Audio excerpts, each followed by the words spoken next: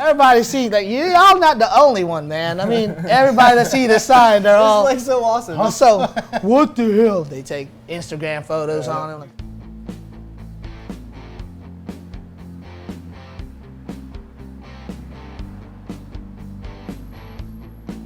Glass blowing is one of the ancient arts out there. Only next to blacksmithing and pottery.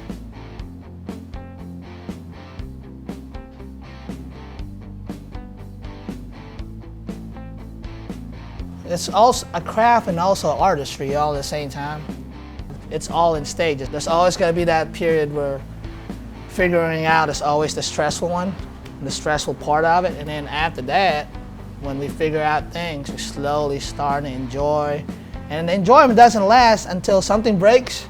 Or, you know, the highest of high that we feel is by the time we open that annealer the next day and everything we work on yesterday, nothing break. And an experiment worked, you know? That's when we do this. Yeah.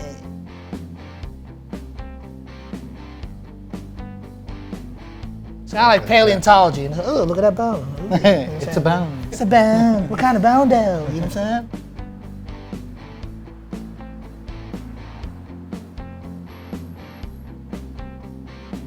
We're addicted to the process. We're not addicted to the outcome. It's the only art out there. If I start, I cannot stop. I had to finish it. You know, it's not like painting or pottery. I could just pause if I'm, you know, if I'm taking a little break. Think about it, maybe. I had to make every little step out there perfect as is, you know. So that's what makes it a little intense. But the reward makes it go away, man. Just when you see it like a tangible item that you didn't know come from like a small gather, and then you got that piece right in front of you, and we're like, look at this, bro. And that's probably the most, like, you know, that's what we look forward to. You know, glass is such a magical material to work with for me. I could have been good at a lot of things. Could have been a doctor, man, be great at it, be a lawyer, just like my wife. I could have been great at it. Yeah, but, you know, glass had a hold of me that I can't explain why, how, and how. When I look at it when I'm making glass, I mean, to me, like people ask me all the time the question of like, what makes glass beautiful?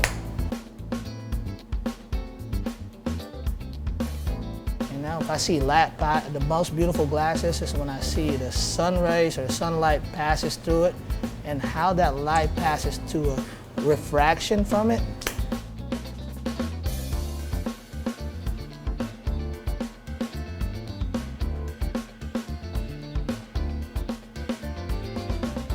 I was like, what, 13, 14. Really young, really broke, and had absolutely no exposure to the world at all. And I saw my first Pyrex color-changing pipe, and I saw this thing that was just kind of magical. Changed colors, and I got high, and I was so enthralled and amazed, and I kind of saw like reflection of life in that little piece.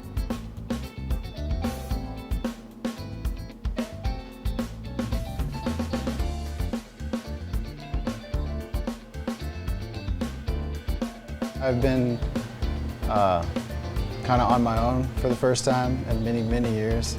I've married my high school sweetheart, 22 years, 17 years of marriage, and then she went through some personal stuff, and we separated last year.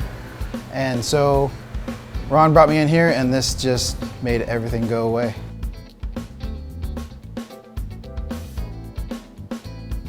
Actually, I kind of did it to get an outlet, to just get me back to center. Ron brought me in, and it just stuck.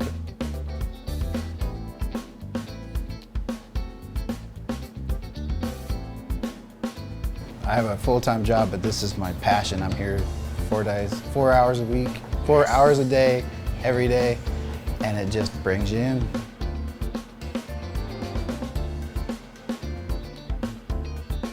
Diego used to go to my gym, you know, and he's tries to beat me up.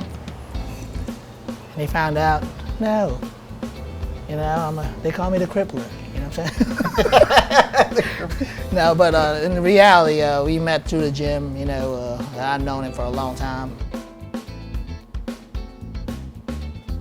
Chris, he stumbled upon the shop, you know, 3 months ago.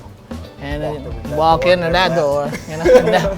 I tried to make him leave, he won't leave, you know what I'm saying? It's like, goddamn, like that grasshopper on the wall. You know what I'm saying? Leave, man! No, he won't.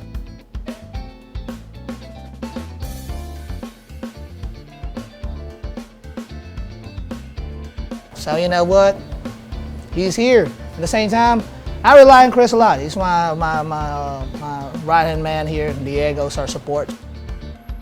They're both about green. I'm the only guy that's been double digits here, so that's 20, almost 20 years, 25 years, you know what I'm saying? I'm getting old, but I'm just trying to pass it on. At least somebody, you know what I'm saying, will take my place.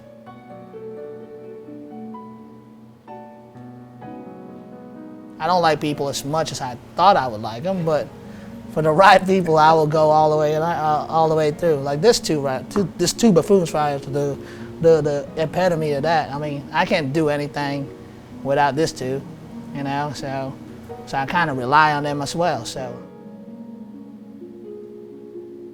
that's pretty much my forte. Hostess City Hot Glass was meant to be an open studio for my loving of a town that I call mine, Savannah, Georgia. I grew up here. I love this place. That's why I came back home to it. I get the outlet now to bring something new, you know, to the city. I mean, Savannah's known for oyster shell paintings and live oak paintings. How many do I need? Marsh, you know what I'm saying? And let's change it up a little and kind of open up, you know, a lot more media out there.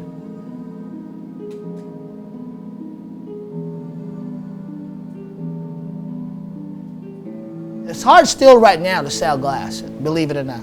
You know, if you go, even though it's part of the high art status, the studio arts now, there's a lot more appreciation out there.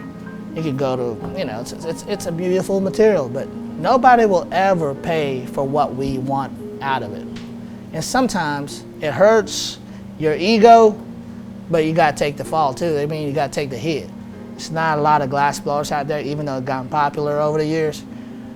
It's about a percentile, because not only that human beings they love that instant gratification of things, you know what I'm saying? You can't do that with glass, no. You know?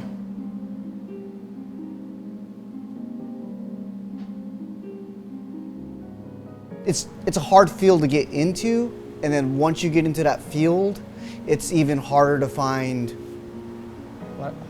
people who are able to like mold with. Even as I've learned is just reading the glass, and Ron's been trying to teach us, and just reading it and learning how the color goes and when it's getting soft or when it's getting hard. And it's a big dance, man. Like, you know, I rely on them to know their steps. Would never ever said it's gonna be an easy trade to be in. It's the hardest trade to be in, man. It's a learning curve. It takes us about 9 to 10 years just to be all right, you know. And after that, it's just figuring it out. You got your basic things, and then figuring out what you want to do, what direction you want to do. You know, do you want to be a craftsman? There's nothing wrong with that, or do you want to keep making things that are interesting? Be a little poor until somebody else really recognizes your crazy-ass genius, and hopefully the whole world, you know, wants to join you, you know.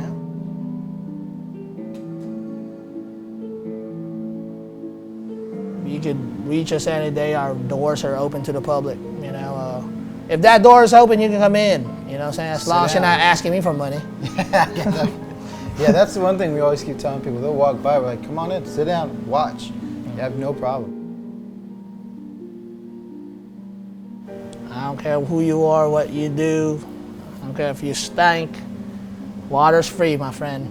But at the same time, if you really enjoy watching us here, the doors are open.